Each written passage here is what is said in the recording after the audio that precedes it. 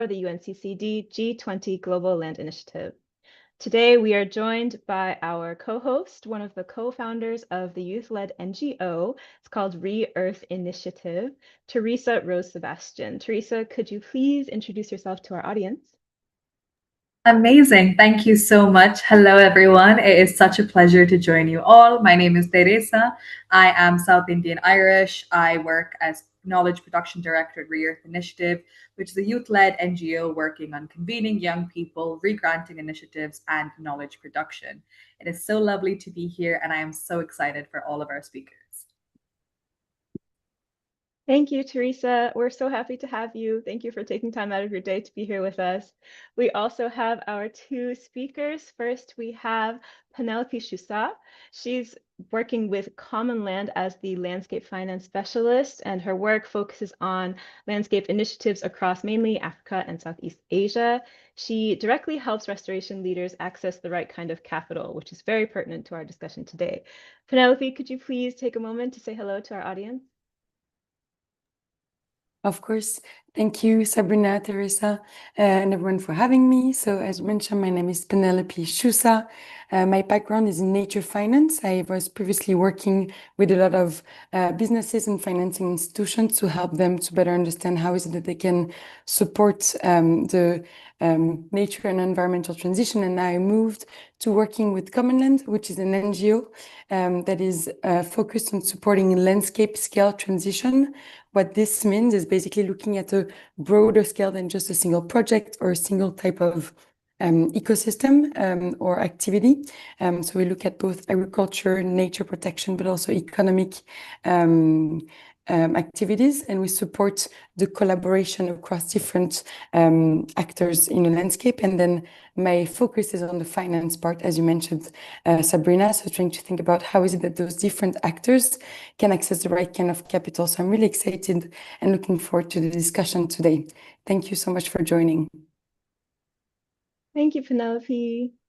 So we have our other speaker today, Louise Baker. She's here. We have her as the UNCCD representative. She is managing director of the global mechanism here in Bonn, Germany. She supports country-level planning and resource mobilization, and she has over 20 years experience in policy and partnerships, among other accolades. Louise, could you take a moment to introduce yourself to our audience, please? I can. I'm not sure I want to be introduced as having 20 years of experience, so it does look like it today. Oh. Apologies for that. Very good. Hello, everybody. I'm Louise Baker. As Sabrina mentioned, I'm the managing director of the global mechanism here at UNCCD, and we're really working with countries on trying to make their ambitions happen. And a lot is to do with mobilizing the resources. So happy to talk through what we're doing and how ambitious the countries are. Thank you so much. Thank you so much for being here. Appreciate you both. So I want to go through and talk, just for the people who are joining us for the first time, probably. Generation Restoration Dialogues is a series of monthly webinars hosted by us, UNCCD G20 Global Land Initiative. We are an initiative that aims to reduce degraded land by 50% by 2040. So I hope you all have a chance to visit our website at g20land.org. You can sign up for our monthly newsletter and learn more about our activities. And of course, be sure to follow us on social media for updates and other events that we have, particularly COP, which is coming up soon, but we will talk about that later. Today, I want to get right into the topic, and it is all about the money. So we're going to talk about where it comes from, how to get it, where it needs to go, and how it actually makes its way to restoring the landscapes that need it the most. But to begin, I kind of want to paint the picture. And if we look and think about finance, and we usually think about it in terms of returns, right? The economic case for restoring land is very, very strong. Healthy ecosystems provide soil fertility, clean water, carbon storage, and the foundation for food systems that, of course, billions of people depend on worldwide. Investing in prevention and resilience is also essential to reducing long-term losses, and sustainable land management can generate $7 to $30 in returns per dollar invested. But these values seem to remain largely invisible to a lot of the financial systems that drive investment decisions around the world. And this is what we technically call the financing gap. So to break that down a bit further, the world requires about $1 billion per day to restore land degradation and improve drought resilience. But current investment only sits at around $70 to $80 billion per year. This obviously leaves a big vacuum of over $250 billion annually.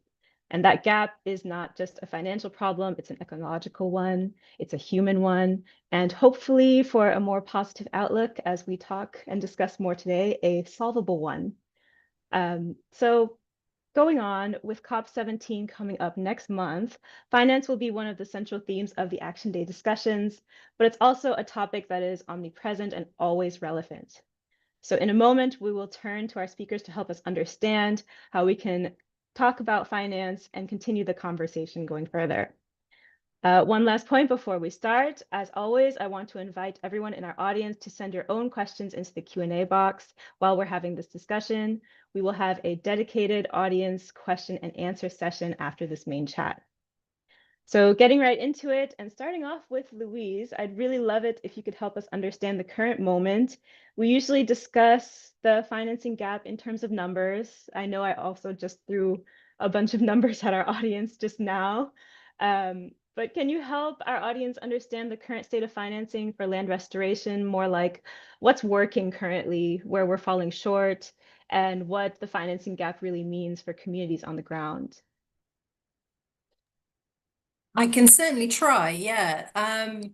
What's working? Well, okay. So what I would say is that the countries, the parties to the convention have set some bold ambitions in terms of what they want to try and do. So this is where these numbers are derived from. They set ambitions of more than 1 billion hectares of land they want to get under sustainable management or restoration. So the number that you're quoting, the $1 billion a day, comes from the work around costing how much it would do to actually achieve those ambitions. So I think the first thing to say is that the ambition is actually there. Then I would say, though, that the amount of public financing that's available is actually very small. So there's most of the money that's going in, even in this 70 to 80 billion that's going in every year, is coming from national domestic budgets. Very little is coming from international public finance. Mm-hmm. Even less is coming from private finance. So there's a kind of a real a mismatch between the ambitions that the public sector have set for themselves and the amount of money that they make available. So if you kind of look at you asked me to describe the current moment, actually, when you pose that question. The current moment is one where I think we're re-looking at the financing models. We're saying, with the best will in the world, we can't raise the money that we need to do this job from international public finance, from GEF and GCF. Even if we took all of the climate finance, we still wouldn't have enough. So if you think about that $100 billion a year pledge for climate finance, it's still not enough. So we need to rethink about how we're doing this. And I think a couple of streams are coming online. One is around how we use public finance, domestically and internationally. So if you think about it, most of the challenge around land degradation is the result of the private sector responding to the market signals given to them by the public sector. Produce more food, produce. And they respond to those market signals by producing and in turn degrading the land. Now, what I think we're increasingly seeing is governments want to send different market signals to the private sector. They want to offer guarantees and de-risk investment in risky areas so that the private sector can see market opportunities in restoration. They want to blend finance a little bit so that the public and the private invest together. And so these conversations are very much starting to happen. They're happening in the climate and biodiversity space as well. So I think there's a sort of synergistic discussion that's happening here too. Can we deliver for all three conventions at the same time? But I think what has changed is the perception that we can do this all with public money. And now an understanding that the public money has got to be about the signals that we send to sort of the whole of society about how we manage our land. So we send different signals to the market, to the private sector, to say, you will be rewarded if you do the right thing and if you invest in this restoration agenda. So yeah, what's working? Pipeline of bankable projects. The projects are getting better. Innovative finance is coming on stream. It will never be enough to close that gap. To close that gap, we have to think about the economic model. Thinking about the economic model really means the public and private sector investing together. I'll probably stop there, otherwise I can go on forever. Thanks, Sabrina. No, that's plenty helpful, but I actually do want you to go a bit further. Maybe I'll follow up with that question. So you mentioned that the market signals basically say produce, produce, produce, produce, produce, right? And that's what's driving the degradation a lot of the time. And we want to change that signal to talk about returns from land restoration, right? How can we kind of restore the land and also have it beneficial for everyone, which is beneficial for everyone, including the private sector. But I feel like the case is already kind of concrete about why restoring land is a good thing. My question would be why, if it's so clear that there are returns for investing in land, why is it still so difficult to finance at the scale that we need? What is the hesitation on the parts of the private sector? And what do underutilized partners like development banks, what can they actually do to help close that gap? How do we get them engaged?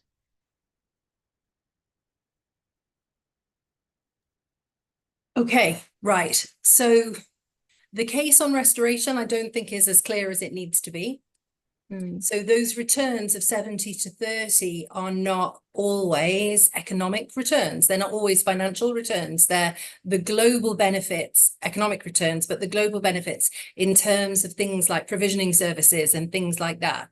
So which is not so obvious, and it's not necessarily taken into private sector or national accounting. So there's a kind of an accounting challenge there that we've got, which isn't so obvious to a lot of people. The places that need the restoration most are also some of the trickiest. So with potentially challenging governance situations. So for example, issues like land tenure. Why would I invest in something if there isn't any secure access to land? And that goes for like the local farmer as well. Why would a local farmer invest in something if the government can come and take it away from them? Certainly, why would an international investor or a private sector investor come into an area where they can't secure their financial returns? So I think that's an interesting one. I also think that the case hasn't been made for the supply chain or the value chain. So increasingly globally, there's very long value chains and very long supply chains. And I don't think the case has been made that the products that you source from an area that is drought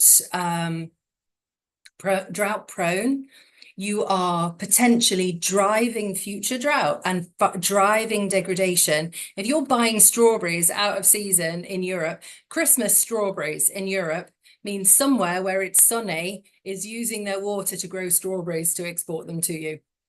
And I don't think that whole supply chain conversation and the footprint of the supply chain has actually necessarily been taken into account and accounted for in terms of the financing. Having said that, I think what we're looking for here is that the suppliers and the value chains look right the way down their value chain and take the steps necessary to secure their supply into the future.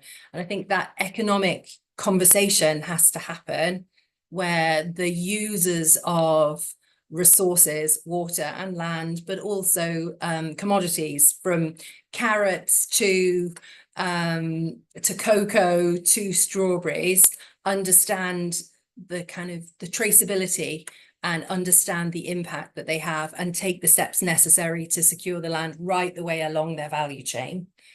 So that needs to happen. And I think we also need to be de-risking into places where we need to push more investment. So it's not so difficult to restore the land in places where there's sometimes water, there's a secure governance, there is secure land tenure. It's not so easy in places where water's not reliable, governance not reliable, and your land might disappear. So on the public sector banks, I think we're increasingly working on their taxonomy. They have a nature taxonomy with land and water embedded in it. So I think we want to sort of bring that out and strengthen that. There's a long way to go.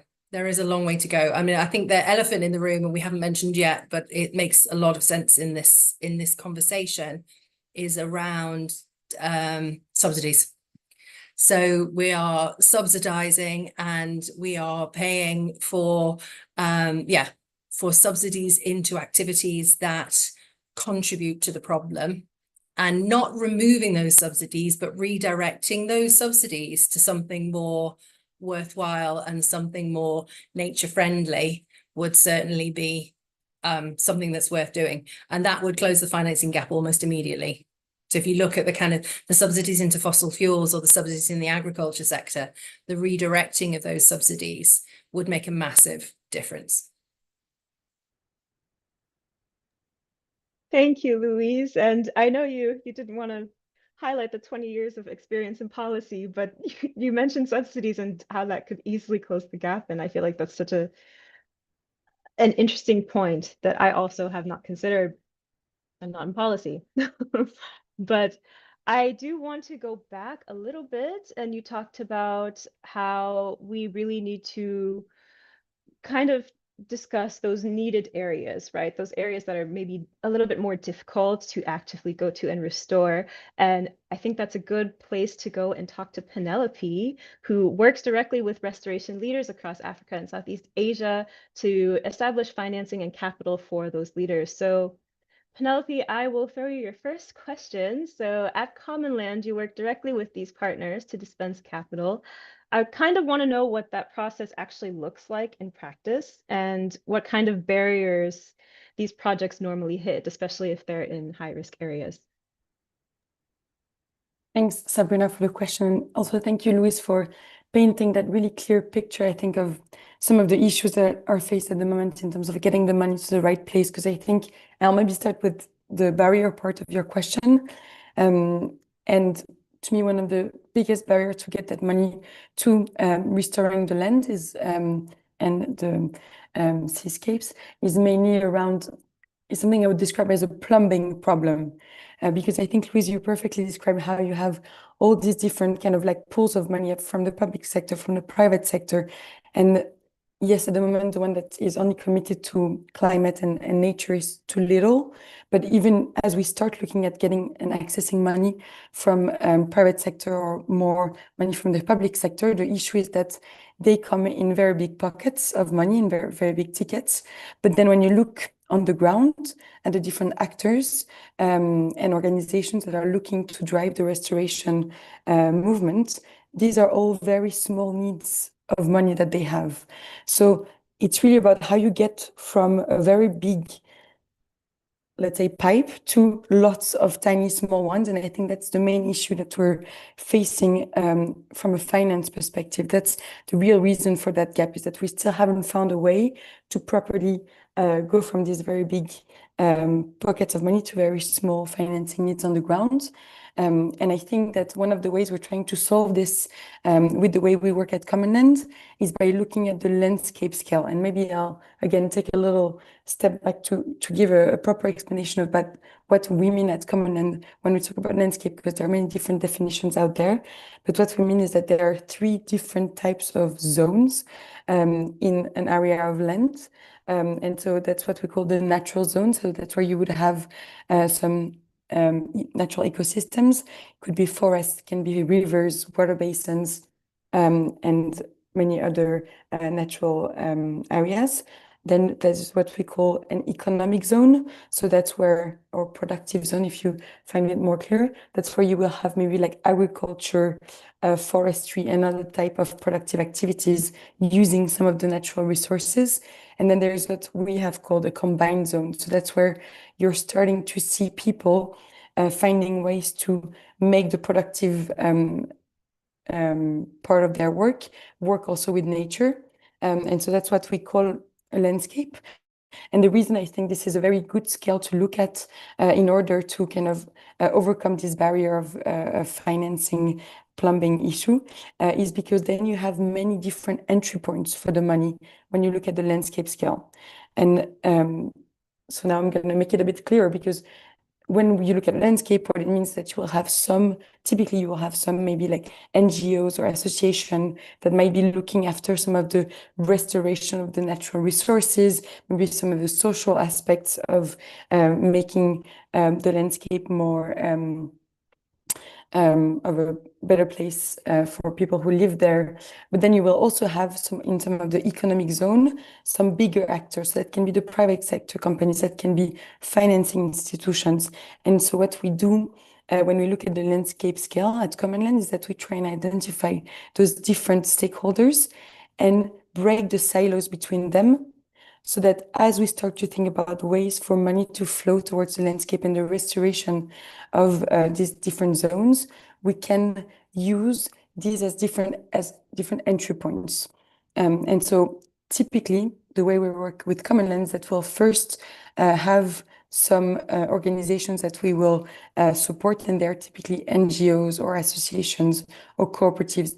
They can be businesses, but traditionally we've worked a lot with the NGOs and associations.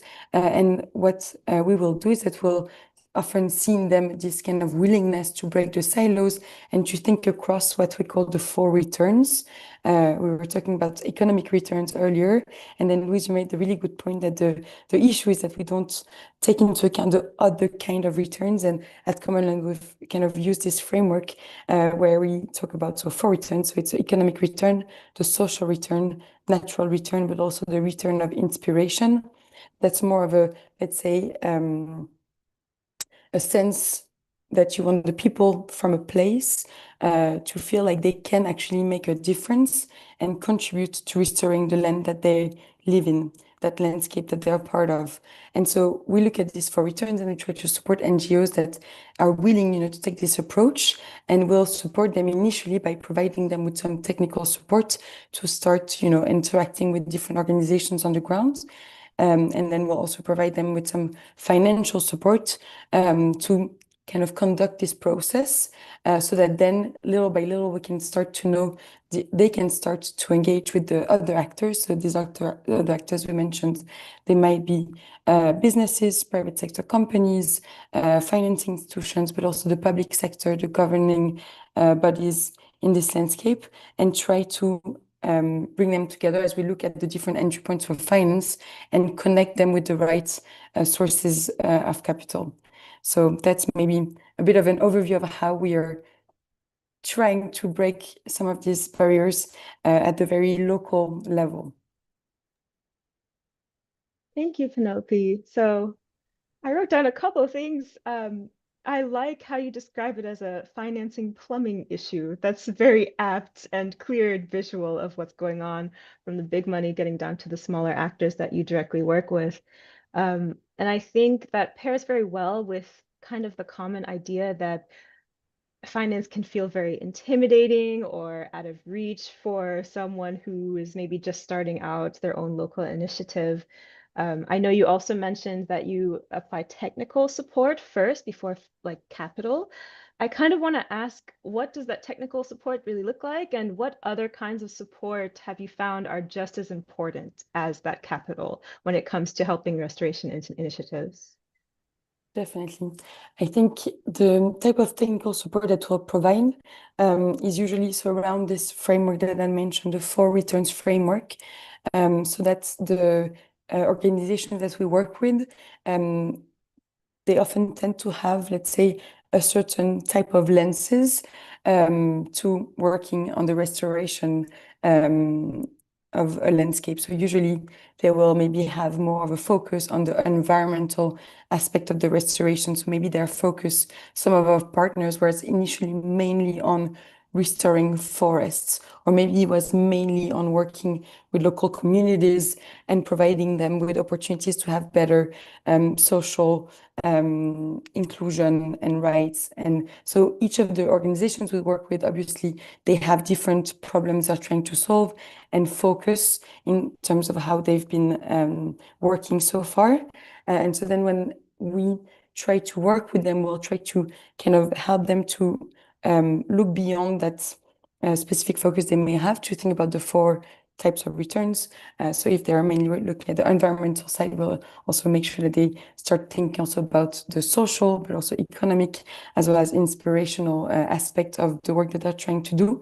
But then it's also often a lot of technical support around the ways to engage, not at the project level only, but more in the long run. And that's something that we've seen a lot with many NGOs and associations, is that because for them to access funding, they have oftentimes to ask for, to fill in applications for grants. And these grants are usually tailored for projects. So it means that as an organization, you'll be thinking in terms of projects per project, and you're kind of like creating these little like silos every time that you're working on a project. That's often preventing them from looking into on the long run about what are the changes that they want to create in that landscape that they are part of, or engaging with other NGOs. And so we'll often help them to think beyond the project level about the process of working at the landscape scale and engaging with other actors. But again, this is only possible for many of them if we also provide them with some extra funding, because they have overheads to pay for and they have, people to support. So it's not something that's easy and that many organizations provide. And so I'm not at all casting a judgment in terms of, working at the project scale, but it's more of a realization that these organizations also need to access more what we call process level funding instead of project level funding, to think on the longer run and in a more collective manner. So that's the type of technical support that we'll provide. And then I should mention that on our website, so commonland.com, you can find all of the tools that we have developed over the past 15 years with our partners to overcome some of these kind of like difficulties that they may be facing as they're working on restoring the landscape that they're part of. So we really invite you to have a look at them, because there might be some of them that are very relevant for you. So that's something I invite you all to check out. Great. No, that's a very elaborate response. I appreciate you elaborating on the 4 returns, especially. I do want to go back to that a little bit, because we hear you discussing about work on the ground and the different types of support. We talked about the 4 returns. Maybe I want to shift from thinking about returns and outcomes to explicitly discussing prevention, right? And I know restoring is a form of prevention, but maybe this is a question for Louise. What does it take right now to currently shift financing from reactive crisis response, where I feel like it largely lies, to something more proactive and preventative? I know you mentioned policy with subsidies, but are there any approaches or patterns that smaller actors can advocate for that could spur change?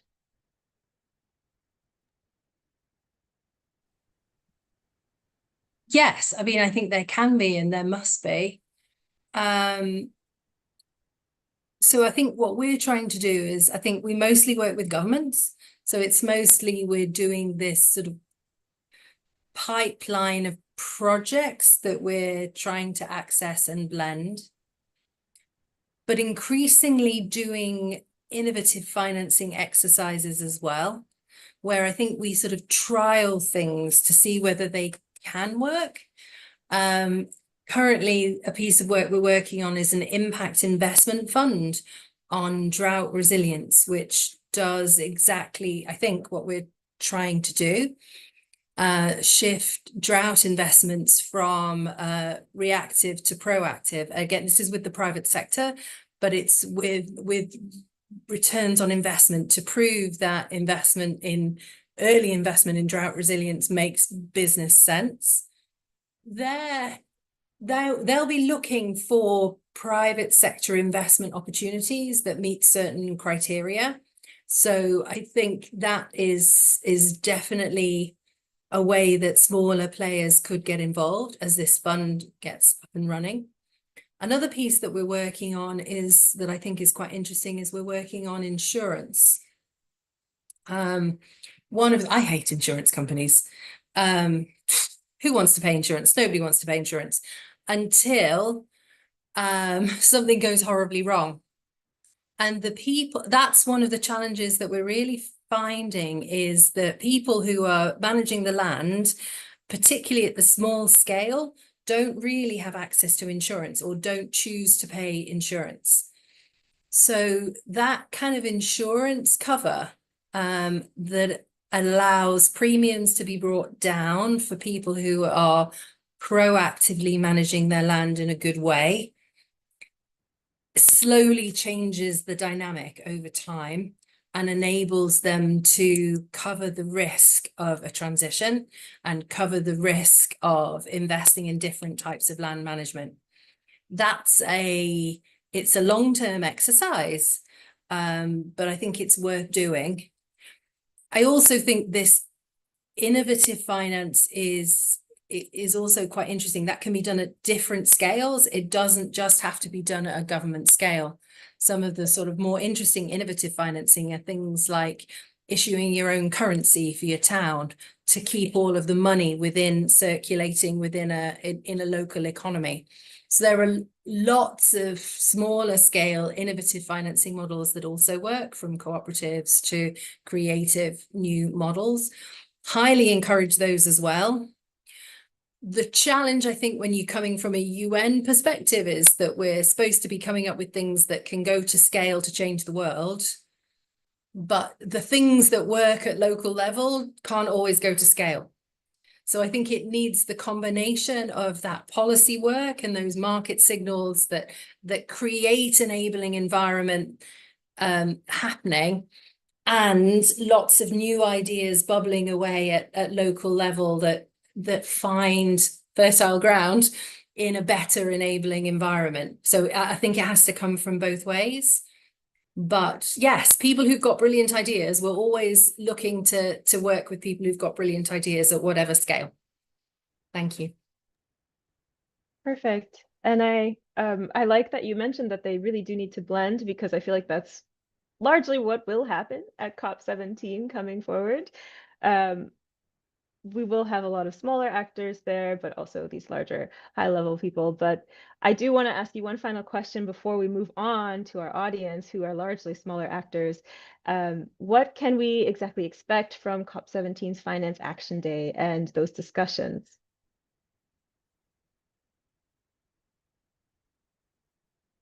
Oh, you're still muted. Yeah, I know my button isn't working. I think I'm back now.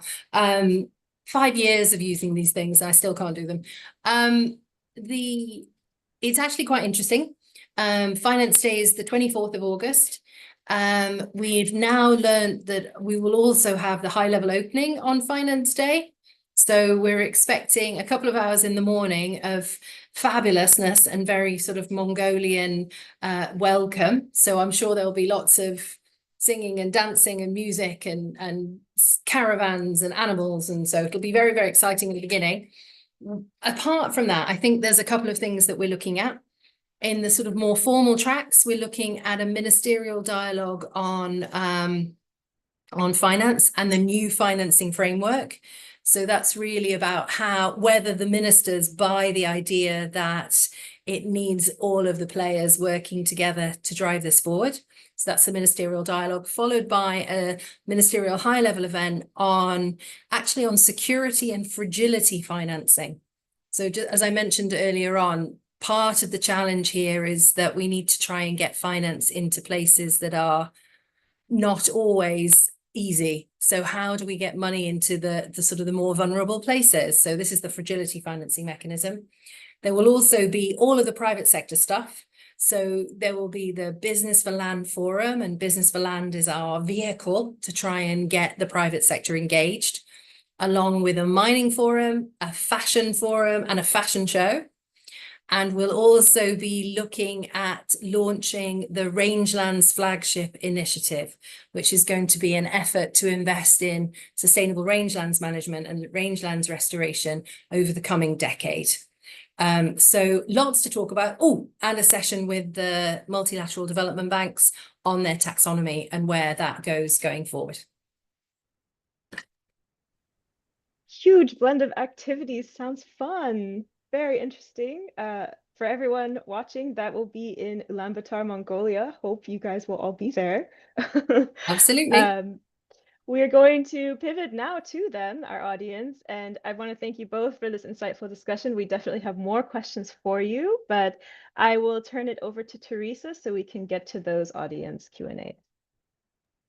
Amazing. Thank you so much to everyone who has been submitting their questions. There is so many coming through. So if you have any burning questions left, please put them into the chat.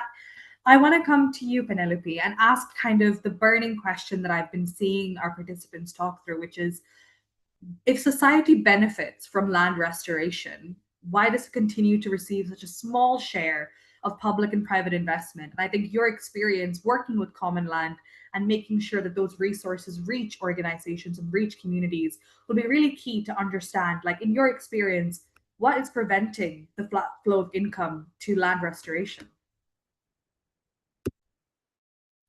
I think that's a very, very good question, and one that I've been pondering with for some time, and that actually was the one that made me want to join Commonland to see, what is it that is needed on the ground? Because I think one of the biggest issue is that if you look at the system level, when I talk about the system level, I'm referring to where you basically have the different private sector actors financing system, but also the public sector. It feels like, because you need to look at the very global level, it's hard to understand how do you break again that plumbing into lots of smaller pieces of plumbing to go to the ground. And I think so. I mentioned this being one of the big issues, but if we think of finance in a simple way, it's very simply put, the management of resources over time. So it's how do you allocate resources on a timeline. So it's like economy on a timeline. So if you have something that you want to do in the future and you know something will get out of it, how do you make sure you can access the resources to do it now? And I think a big misconception is that a lot of people think that, so we talk a lot about maybe the need for private or commercial capital to go to the ground. But I think it's important to realize that when we talk about private or commercial capital, that means money that needs to come back, money that has a return associated to it. And so that's not necessarily fit for all types of actors or organizations. And I'm very conscious of the audience here today, which I think is a lot of restoration practitioners who might be working as NGOs or associations, which is the type of organizations that we also work with a lot at Commonland. And what we found over the past 15 years is that actually it's really hard for these kind of organizations to access that private or commercial capital that we always talk about, because by nature, as an NGO or an association, you don't always make a return, right? Except if you have some kind of like business models embedded in the way that you work, it's very hard for you to then get some kind of a loan or an investment which will require you to make a return. So it's not fit for you. And so that's why I think a very good point was made earlier around the prevention and the need to recognize the value of nature restoration as a risk mitigation solution, a way to reduce risk for all those that are, in that same area or even at a global level. And as you mentioned, Louise, I think it's now very interesting to engage with actors like insurers who are in the business of valuing risk, because that's something we're doing more and more now, to kind of look at some of the landscapes that we work with, or the parts of these landscapes where we're seeing a number of risks emerging that the NGOs and association and landscape restoration practitioners are working to reduce, and trying to think about now, how is it that we can maybe value, so that value at risk that the maybe private sector or system level actors could be facing if a number of nature or physical risks were actually materializing, and then demonstrating that actually the cost of action, so the cost of restoration, is so much smaller than that value at risk, and then trying to think of some of that innovative finance that you were mentioning, Louise, and trying to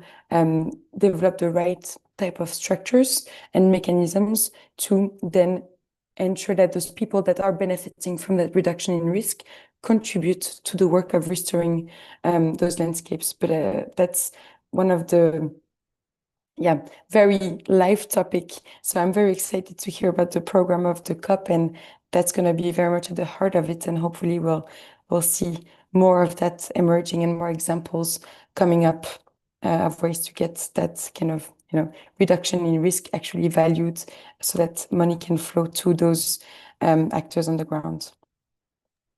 Amazing. Thank you so much. And like you said, the cost of not acting is a lot more than the cost of restoring the land and ensuring that we do what is needed.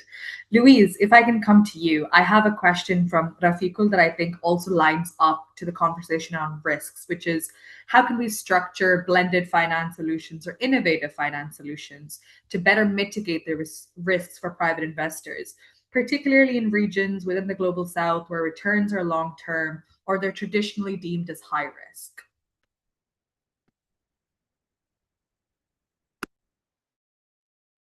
Right. So there's a couple of things there, just as a sort of observation to break that down. One of the challenges in many of the regions is that interest rates are really high. So if I put money in a bank in some of the sort of developing countries, actually my interest rate payment is massive. I don't actually have to do anything, and they're giving me 10%. Yeah, just because I keep it in the bank, which actually makes it more difficult to make an investment project more interesting. So because then the private sector person to invest in land restoration has got to get a 15% return on that investment, or multiples. I don't even know actually, but it's certainly more than the money that they put it in just by keeping it in the bank. So that's definitely one issue. I think from getting money into those regions, it's a combination, I think, of the public sector, whether that's domestic public sector, and it's largely domestic public sector, and multilateral finance or international public finance, underpinning some of the main risks. So that's the de-risking investment. In an impact investment fund, you talk about junior and senior shares or first loss capital. So if something goes horribly wrong, then the public money takes the biggest hit. That then kind of educates the private sector that this is a viable investment opportunity. And so they're more likely in the future, if it doesn't go horribly wrong, to put more money into this space. Another challenge, I think, with restoration is that you can restore the land and you take a piece of dusty earth somewhere and make it bloom. It's actually an infrastructure question. So part of this is you've created fabulous oases of highly productive land that produce oranges or tomatoes. But if there's no processing or no refrigeration or no roads or no access to markets, then that doesn't actually help you. Because actually those kind of financial returns mean that you have to sell your tomatoes or your oranges somewhere so that you can make money to sort of reinvest and rebuild the cycle. So I think there's also a role there for ensuring that the areas we need to restore have got adequate, I don't mean 8-lane highways or kind of whatever, but access to energy, access to water, access to markets. It's pretty important to make those rural areas viable. Beyond that, I would say it is, yeah, I guess it's the governance thing as well. It's a level playing field for the private sector. There are lots of places where it's very difficult to be private sector because, and let's call it as it is, land tenure is one issue, corruption is another issue, access to finance for investment is another issue. So this is not really a restoration question. It's very much land as underpinning the whole economy question, and sort of healthy and productive resources really being part of the economic bedrock of a region. So I think really it's about that, about ensuring that the land, agriculture, restoration agenda is part of the economic planning for the country, and they understand that this has to evolve if they want it to work. So yeah, you have to be a brave investor and a brave, passionate person to be able to invest in these areas. And there are plenty of them out there, and there are plenty of amazing examples of people doing wonderful work, and they need more support, more guarantees, more de-risking, more infrastructure, so that their hard work reaps the rewards that they deserve. Amazing. Thank you so much for that answer, but also for that call to action at the end as well. People like this do exist. They are out there, and we just need to continue that support to these stakeholders throughout the world. Penelope, I'm going to come back to you. And there was a question here about in terms of land tenure, and I would love to hear about it from your experience. Sinomsidi from South Africa was speaking about how many rural farming or mining communities often occupy land but don't have formal structures of ownership. So in your experience, how can restoration be funded in situations like this where there aren't those formal structures or formal infrastructure within the government to fund restoration projects like this? That is a very, very good question. And if I'm very honest, it's not the one that I have a clear-cut answer to. And I think it's very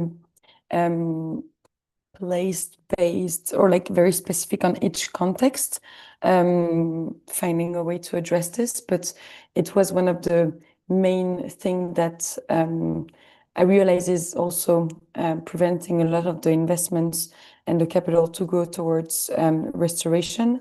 And sometimes I've also seen a number of innovative financing solutions being developed to channel concessional loans or to provide guarantees towards sustainable practices of the land. However, one of the main barriers to getting that money there and to making it actually having an impact was that issue of land tenure.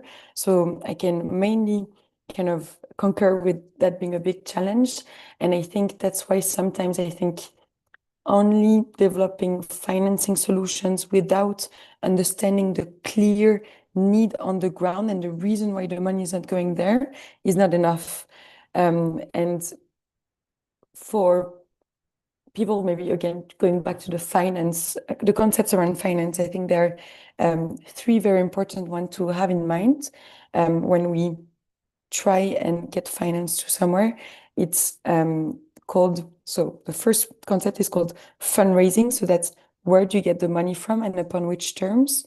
The second one is structuring. So how do you make sure that the money you've been given up there is going to the right place and meeting those terms, as well as meeting the reason for that money going to the ground. And then the last concept is deploying.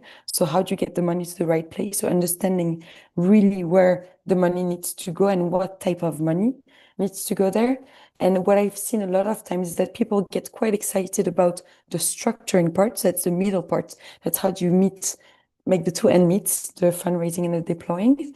However, if you only focus on the structuring without clearly understanding what's needed on the deployment side, you might be developing some kind of innovative financing solution that will not actually achieve those objectives that you've set for yourselves. So one thing that we try to do at Commonland is to really take that bottom-up approach. So trying to really understand first and foremost, what are the real kind of barriers to getting money on the ground first, and what are actually the real financing needs and priorities of those people on the ground in those landscapes, to then inform the way we're thinking about the financing solution that is needed and the right type of money that should go there. And so if the main issue is actually around land tenure rather than access to debt for a certain industry, then means maybe instead of trying to develop some kind of a blended fund, what you need to do is to have access to more what we call process funding, but that's basically grants,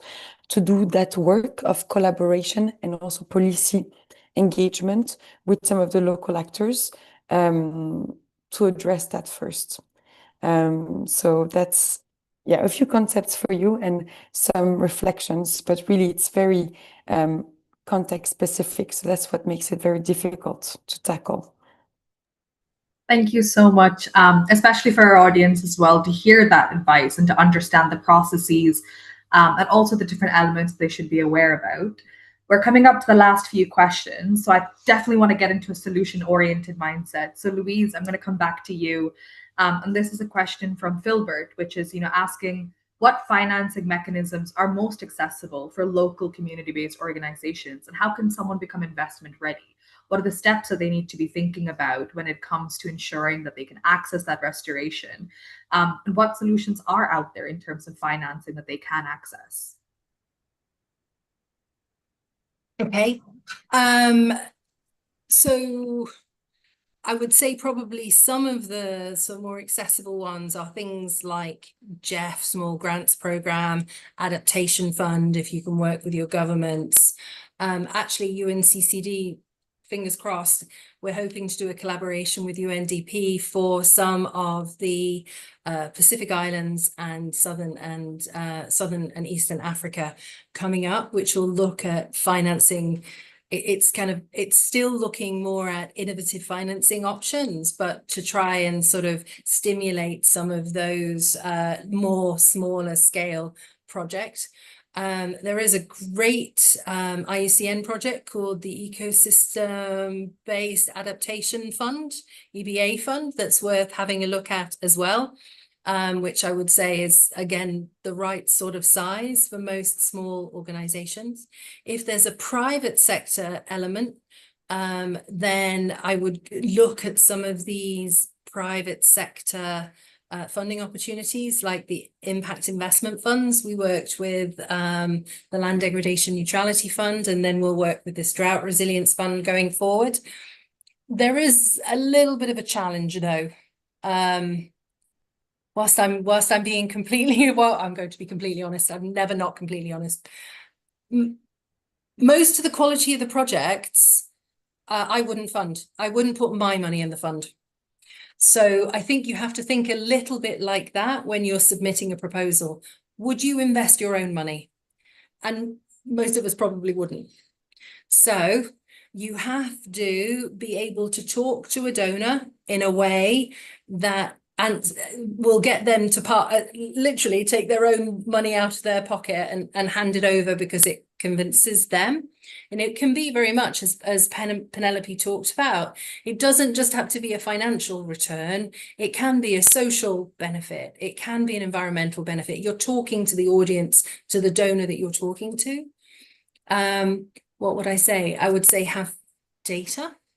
Know your stuff. Don't just come up with an idea, have the evidence to back it up. So if you're going to say this is going to adapt to climate change or help you adapt to climate change, gather the evidence that helps you do that. Have a strong theory of change. So that is, where do you want to be and how the steps of this project are going to help you get there. Have an exit strategy. So this is where I think the collaboration with the private sector is quite interesting, because donors don't want to throw money at something that they know will then die once the project is over. So kind of think through your long-term financing of the project. And I think you have to try to put yourself in the shoes of the investor and their needs, not just, and it's normally brilliant. It's normally very sort of driven and passionate, and it's a wonderful idea, but you have to be able to be convincing to somebody else with a different set of, or with a different perspective. So try to put yourself in their shoes. It's not easy. It's not an easy thing to do. It's not as simple as filling out a just a checklist. And it's getting increasingly difficult. So people have to be better than they were in the past. So yes, it's a lot of work to be done. We will be launching a resource mobilization toolkit with online resources coming up. The kind of the initial skeleton will be presented at COP. And that will be kind of evolved over time, which we hope will be an interactive tool to help build the capacity, mostly of parties, but it will be useful for others as well, I think. Thanks, Teresa. Amazing. Thank you so much for also your honesty. And I'm hoping that our participants are able to take that feedback on and really get into that mindset when applying for grants for restoration, but also looking at the flow of finance. Penelope, I'm going to ask you our final question, and then I'll be passing it back on to Sabrina. But the question here is from Maggie, which is, how can we better ensure that community-based organizations are recognized as system players? And if I can add on, I would love to understand, what's the strategy in ensuring that community-based organizations, grassroots organizations, young people are recognized within the land restoration movement as movement practitioners, as system players, as holders of knowledge? I think that is a great question and a very important thing that we're trying to also contribute to. I guess the reason why it's difficult is because those community who are place-based and part of those landscapes or areas are so anchored in where they are, hence why they're so important in making that restoration happen. And this is kind of their their magic power, let's say, is that they know that place so well, and they have, if it's also indigenous communities, they have kind of centuries, if not millennia, maybe sometimes, of knowledge being passed down over time about how a certain environment has evolved and how to treat it properly. So because they're so place-based, it's very difficult for them to also take that time to be part of that system. And it does take a lot of energy to connect with other players and actors who are outside of that context and ecosystem or landscape. I think what we're trying to do with Commonland is to allow for those different landscapes to connect with one another. So we're trying to take what we call a cluster approach. So that means when there are different landscapes that have, started or working on this restoration project, using those 4 returns that I was talking about, we really want to try and connect them so they can learn from one another, and it can stay kind of within a similar context. So it means that they're facing a number of similar barriers, and we can then talk about, that's a way to describe scale and to create a bit of a system among themselves. And then more and more we try to provide them with kind of, sorry, let's say like platform for them to also share their knowledge. Sorry. That is no worries. If you want to, we're about to wrap up. So if you want to get us finished, then I can pass it on to Sabrina. Yeah, perfect. I think that's the point I wanted to make, is that it's very difficult for them because they know the place they're from so well, but more and more we're trying to get them to connect with those other organizations around them and also provide them with a platform on social media and also different events so they can also share their knowledge and understanding and help one another and be recognized for that knowledge that they have from the place where they come from and they have been working in for so long. Thank you. Perfect. Thank you so much. A huge thank you again to our speakers as well as our participants. I will pass it now to Sabrina to get us closed. Thank you, Teresa. Thank you, Penelope, and thank you, Louise. this brings us to the end of today's session. Unfortunately, I'd like to keep the conversation going. I know we have so many questions in the chat, but I really feel like this was a very expansive conversation. We really talked about the broader financial landscape down to the really small integral actors on the ground. I really appreciate all of your expertise, and I know our audience has taken a lot from today. I want to thank again Teresa, our co-host at Re-Earth Initiative. You can also find them on social media. They have their own re-granting program as well that you can check out. Shout out to everyone who has joined us live today and submitted such great questions. And as always, it is you guys and your participation that makes these conversations meaningful. Last but not least, real quick, stay connected with the broader conversation by checking out the COP17 website at UNCCD-COP17.org and our own G20 Global Land Initiative website at g20land.org. If you missed any part of today's session or you want to revisit the conversation, the replay will be available on the G20 Land Initiative YouTube channel. Again, we hope to see you all at our next GRD in early August. It will be focused on the final COP17 theme of land and people. And thank you all. Goodbye for now. Hope to see you next time. Bye.